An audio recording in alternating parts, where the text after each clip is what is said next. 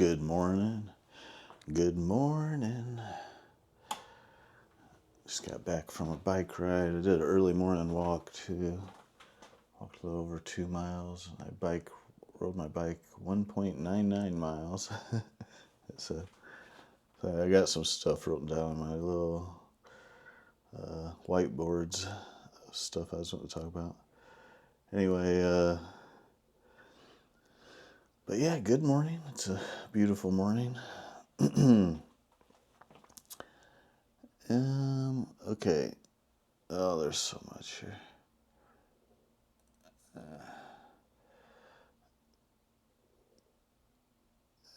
Maybe I should just take this over here and sit down and try to do it. I'll just get the whole thing. One thing that was written on one of the other whiteboards was so like when I watch those, I think the YouTube channel is called Pin Bike or something, but it's mountain bike fails.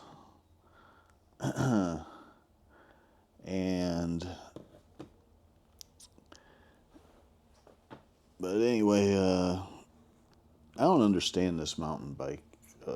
Like these people want to go out here and get on these mountain bikes and ride like these crazy mountain bike obstacle courses, and it's like really dangerous. Like they're some kind of indestructible stunt man or something, And I think it's ridiculous. Your health is your wealth. So take care of yourself. Your body is your temple. And so yeah, you need to take care of that. And, like really study ways to take better care of yourself. Put some effort into it. There's a lot of stuff to learn. There's a lot of things to try as far as like your health and longevity. And but anyway, what I had written on the board is you pay extra for that. Like there's a lot of trouble in life that you pay extra for. It's I'm sure many of you know what I'm talking about. Well, maybe not people that watch my channel. I don't think there's very many people that watch my channel anyway, but some of you probably understand what I'm talking about. Like you have to pay extra for that. It applies to so many things. Like mountain biking is expensive just on its own. And there are some beautiful trails that you could ride on a mountain bike in a safe way, without trying to be a stunt man or ramping ramps and I don't know, whatever they do, One of the funny ones recently, though, this guy goes up over one of these bumps, like in the forest or whatever, and he flies up off his bike, and then his butt lands right on the back tire. It is so funny. Oh my gosh. I guess that's one good thing about it. Is you get some bunch of endless amount of funny videos to watch as far as that goes. But I think it applies to so many things, like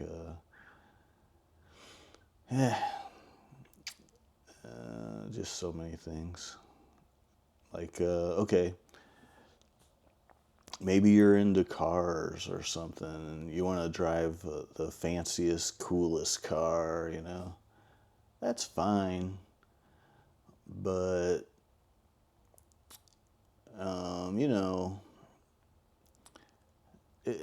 if you had somewhere nice to drive it, and I'm not trying to be hating on rich people or anything, or people with a bunch of money, but I'm sure many people can relate to what I'm saying as far as you pay extra for that, for some trouble in life, you're paying extra. You pay a real premium to experience some of these troubles.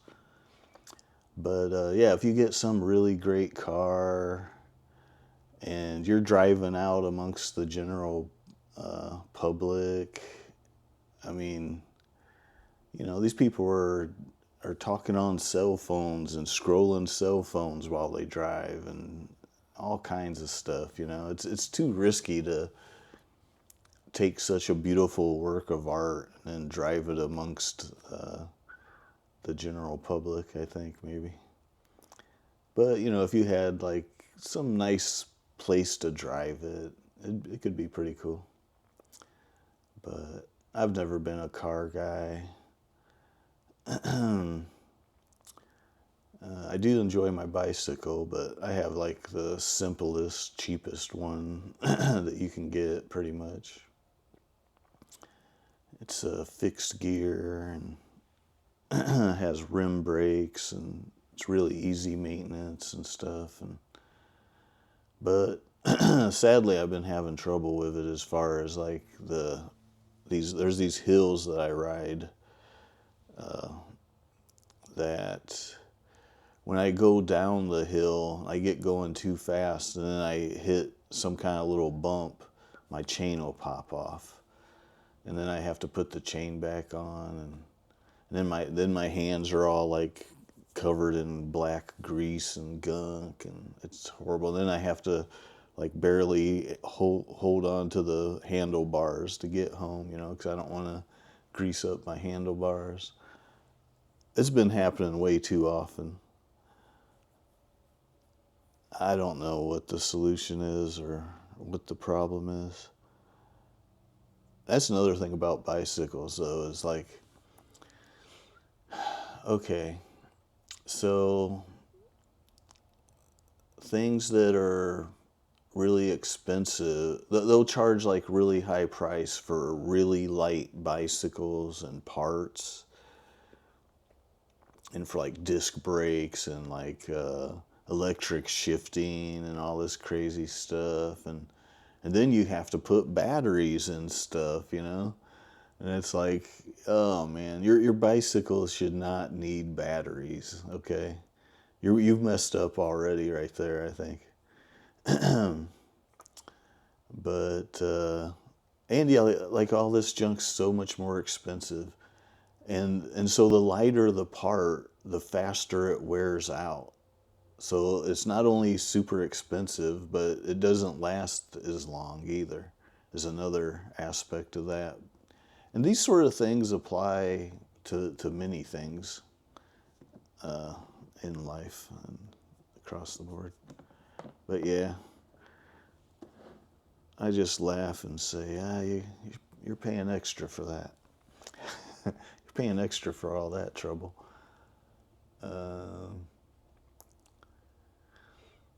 And I don't know. Pretty much everything is sort of like that. But anyway, I have so many goofy things to talk about today. I should probably break it up into multiple videos. But anyway, I'm gonna take a shot at it. I might start repeating some material to emphasize it or something.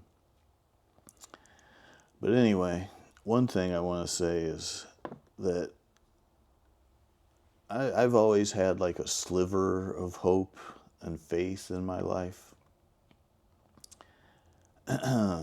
But faith is an incredible gift given by God.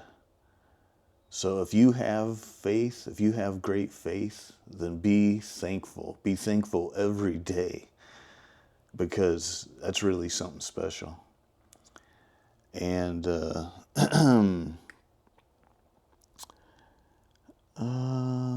see what else I want to say about that.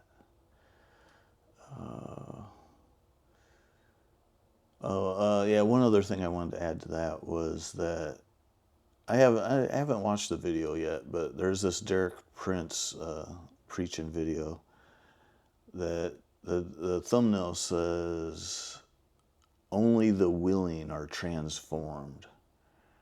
So you need to be willing to be given a gift of greater faith and all the joy and love in your heart and all that, you know. But I think I did hear some of that one in a like. So this is the way Derek Prince's YouTube videos are. They're like he's some preacher from the past, I guess you would say. I imagine he's not alive anymore, but boy, he's still. I think he's still helping and touching a lot of people's hearts. He's doing some amazing work for God, even after he's gone. Maybe, you know, he might still be alive though. I don't know, but he's definitely taught me a lot and helped me a lot. And his son is a preacher too. I watched some of his sermons. He puts on like a real show. Like he has like musicians and all kinds of amazing show stuff, talented people. So that's really wonderful. But as far as like really digging into stuff and learning stuff, Derek Prince has been one of the best that I've come across. But anyway, so the gift of faith. The gift of faith. Okay, so another thing, I've studied a lot of things throughout my life, and for instance, how was the moon formed? I was taught that it, you know, probably the prevailing theory, and I thought that their reasoning wasn't sound, so I don't totally agree with the prevailing theories. And I don't want to get into all the details, but in my opinion, the biggest factor that should tell you how the moon was formed or what happened there is the speed at which it is moving away from the earth. That should be the biggest factor, in my opinion, because the other things can be explained by other possibilities. Like they say that they've done analysis on the moon rocks, and that it's like maybe carbon dating or half-lives of certain minerals or something are exactly the same as some of the typical ones found on Earth. And two thoughts I have on that is, well, since the Earth and Moon formed in the same general location, potentially, then they would be made up of some similar things. And another thing is volcanoes can shoot over through the geological timescales, can shoot all kinds of stuff into space, which some of it might have ended up on the moon and things like that. But anyway, so the most interesting thing I've studied is the story of Jesus, because it's been told from like so many different perspectives and points of view over a long period of time. Like I don't know all the names, but anyway, before Jesus was even born, there were prophets that were talking about describing exactly what would happen, and it's exactly what did happen, you know. So like even before he was born, there was God had put in people's minds what was coming and how it was gonna play out and stuff. And so one thing I know about understanding things, especially complicated things, is that it's helpful to, especially if you're struggling to understand something, it's helpful to hear it from different perspectives and like hear different ways of saying or describing that thing can help you to understand it better. So in the story of Jesus's case, there were 12 disciples, and a lot of people besides even them that maybe that Jesus had interactions with. There might be stories of theirs that are also in the Bible. So you hear about, so you get all these different perspectives of his story and his life and of the very same events. Sometimes there were many people that witnessed the same things and told the story slightly different ways. Another thing I found interesting was I watched some video the other day talking about the different levels of faith that the different disciples had. Like one of them, he couldn't believe it until he saw the wounds that Jesus had come back to life, until he saw the wounds. And like maybe there's a story about how he was like, touch my wounds and all this stuff, like he needed that level of proof to believe that he had returned. And and another thing is many preachers, I think, might be teaching misleading interpretations of the original texts of the Bible. And even the Bible I have has those same interpretations that kind of characterize things possibly not in the best way, in a misleading way. But I am hoping to learn and understand a lot more. And I don't believe everything I hear and read on the internet either. But if I hear or read something that sounds interesting or sounds correct, I might share that. And it might be wrong. But anyway, I'm not going to go into details on all that because this video is already getting too long and I don't know everything anyway. So yeah, Jesus is the most interesting man in the world. That was a funny little commercial they had for some beer. And I'd recommend against drinking any alcohol. I know Jesus turned water into wine, but that's no reason to be drinking alcohol,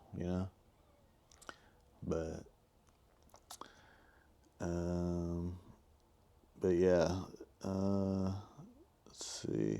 Another thought I've had that, I don't know, but it seems like God knows all things. And that means through the past and into the future. And so that would mean that just as the past has already happened, that the future has already happened in at some level or in some way. And this is even physically, you can even think of this physically as sort of true. For sure, like there, it's obvious, okay? Like,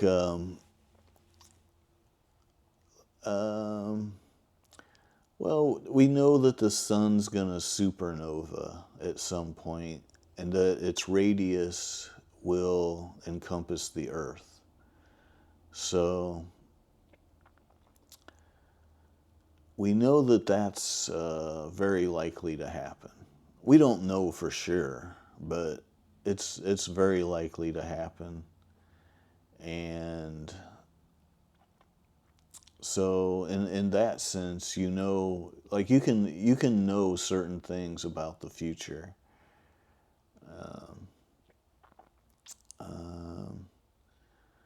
But as far as like how the universe ends and all this junk, and I don't know. I think that and like how the universe began, I think that they try to say too much with too much certainty on some of these things. And the truth is that science is a process of learning over time. And so I don't know. And like, okay, here's another example. Okay. Uh, let's see. When I was like in grade school, I think they taught that the universe was like maybe 8 billion years old, and that the earth was like 3 or 4 billion years old or something. And I think that they're the estimates of how old the earth is are pretty good, pretty solid, pretty good. Because, we live on earth, so we can study that from a lot of different samples, and a lot of different data. But as far as the universe goes, they try to say too much with too little of information. And one thing I've noticed is that as we learn more, the universe keeps getting older and older. Okay.